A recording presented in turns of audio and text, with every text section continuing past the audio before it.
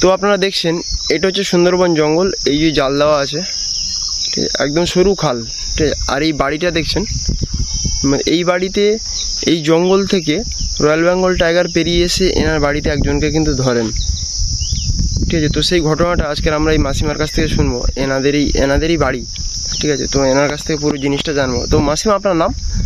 করুণা মণ্ডল। তো এই বাড়িতে, আপনাদের এই বাড়িতে যে ঘটনাটা ঘটেছিল কীভাবে হয়েছিল, মানে ওটা কোথায় একটা ও কুটোর গাদা দিচ্ছিল। আচ্ছা। গাদাতে নাবেছে, নাবে কল আবার উঠোনে এসে কল ঝাড়তেছে, পিছন দিকতে এসে গলায় ধাক্কা, এই গলায় কামড়ে বেড়ে। এই জঙ্গল থেকে বেরিয়েছে? হ্যাঁ, এই জঙ্গলতে এসে আচ্ছা। এসে ও গলায় যখন ধাক্কা মেরেছে, দাদা তখন পুড়ে গেছে।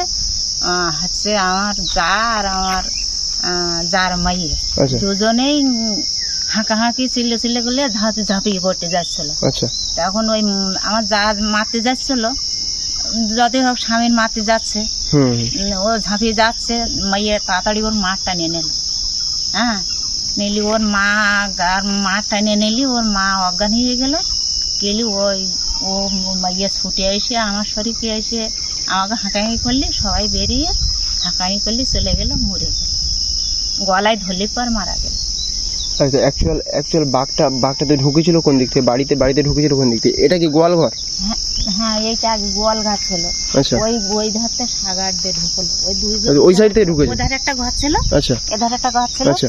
মাঝখানে পথ ছিল, ওই মাঝখানে পথ দিয়ে গেল উঠোনে। উঠোন মধ্যে গিয়ে ওই এখান থেকে পুরো ওই উঠোনের ভিতরে ঢুকে গেছে? হ্যাঁ, ওই উঠোনের মধ্যে গিয়ে ঢুকে।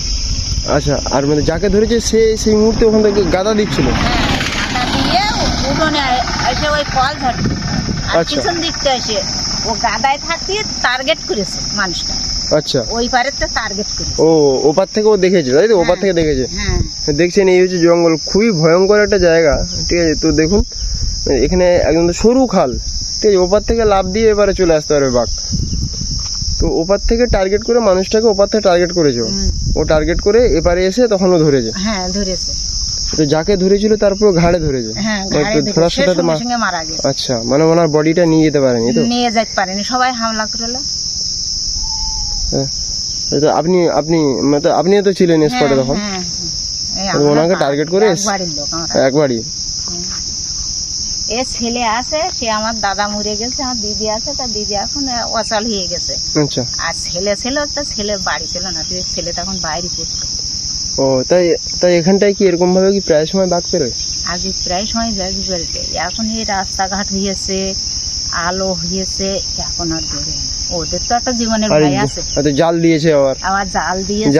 আগে জালটা কি ছিল না? যখন এই ঘটনাটা ঘটে জাল টাল ছিল না, এ রাস্তাঘাট ছিল না, জঙ্গলা রাস্তা করছিল, রাস্তা একদম ছোট ছিল না।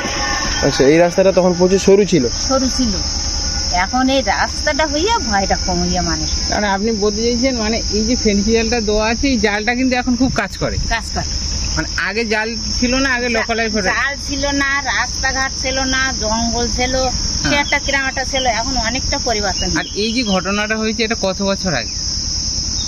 তাই কিনতে 26-27 বছর। 26-27 বছর আগে। এই জায়গাটার নাম কি আছে? এই জায়গাটার নাম সংসারনগর 1 নম্বর। 1 নম্বর সংসারনগর। কোন থানার আন্ডারে পড়ে এটা? তো এই এলাকাটা কোন থানার আন্ডারে পড়ে? আচ্ছা, তো বসিরহাট থানার আন্ডারে পড়ে। আচ্ছা, এখন তো থানা হয়েছে এই হেমনগরে। আচ্ছা, হেমনগর, যেটা তো হিমলগঞ্জ যেটা বলে। হ্যাঁ, হিমলগঞ্জ থানা। তো এখন আর এই জিনিসটা দেখা যায় না, মানে আগে এই জালটা তখন ছিল না, এখন এই জালটা দেওয়ার পরে রাস্তা দিয়ে হয়েছে। মানে ওই সাইডটা তো, মানে ধরুন ওই সাইডটা তো কোনো লোকালিটি নেই, ওই সাইডটা পুরোপুরি জঙ্গল। তো আপনারা যে থাকেন, আপনাদের ভয় করে না? ভয় করে না? না, রাত 12টায় একটা সবুজ গাড়ি চলে রাস্তা দিয়ে। আপনি যে থাকেন, ধরুন আগে তো একভাবে কাটিয়েছেন, এখন একভাবে কাটাচ্ছেন। বিশাল ভয় ছিল আগে। আমরা এই তো জঙ্গল, এই জঙ্গল আর এই লোকালিটি, মানে এখান থেকে যখনই বাঘ চলে আসছে, এখন আগে ভয় ছিল, এখন আর ভয় নেই। মানে জালটা দেওয়ার পর থেকে আর এখন আর হ্যাঁ, আসতে পারে না। জাল দেওয়া, তারপরে এই হাসে লাইট দিয়েছে, এখন থেকে কারেন্ট চলে এসেছে, কারেন্ট আছে। হ্যাঁ কারেন্ট আছে, লাইট আর এই ঘটনাটা ঘটেছিল কি দিনের বেলা না রাত্রি? রাত্রি, রাত্রে রাত্রে বলছি, সন্ধ্যের দিকে বলছি। সন্ধ্যের দিকে মানুষ যখন ঝটপট করে সন্ধ্যে টন্ধে দেয় আচ্ছা, তো ওরকম টাইমে হয়েছে হ্যাঁ, ঘটনাটা। ওইরকম time এ। অ্যাকচুয়াল তাহলে আগে মানে সন্ধ্যেবেলা মানে আপনাদের বাড়ি থেকে তাহলে বেরোতেন না নাকি? না, আমরা সন্ধ্যে দেই ঘরে উঠে জ্বর আমরা মানে তো এরকম খুব কষ্ট করি, হ্যাঁ খুব কষ্ট করে থাকি। মানে এখন সেই ভয়টা একটু কম আছে। এখন আমরা সরাসরি আগোড়া রাস্তাতে ঘুরি, আচ্ছা, রাত 10টা 11টা তবু আমরা রাস্তা। এখন তো ঠিকঠাক আছে। মানে ধরুন ওপার থেকে বাইসেন যদি পেরিয়ে এসে যদি এরকম ঝোপে ঝাড়ে যদি অন্ধকার বসে থাকে, কেউ দেখতেও পাবে না। না, এমনিতে ওরা চলে, তুই অনেক সময় আসা যায় ওই জালের কানাদে কানাদে হাঁটে। তো এখন কি দেখতে পান, মানে জালের কানা দেখতে পান? হ্যাঁ, দেখতে পান? মাঝে মাঝে দেখা যায় ওই জালের কানাদে হাঁটে, ওই জালের কাছে যাচ্ছে। এখন হরিণ বেরোয় কিন্তু বাঘটা বেরোয় না। ও তো হরিণ পেরিয়ে এপারে আছে, হরিণ না, আছে। ওই জালের কানাদে হাঁটে। আচ্ছা, কতদিন আগে দেখেছেন জাল দেওয়ার পরে? জাল দেওয়ার পরে কতদিন আগে দেখেছেন?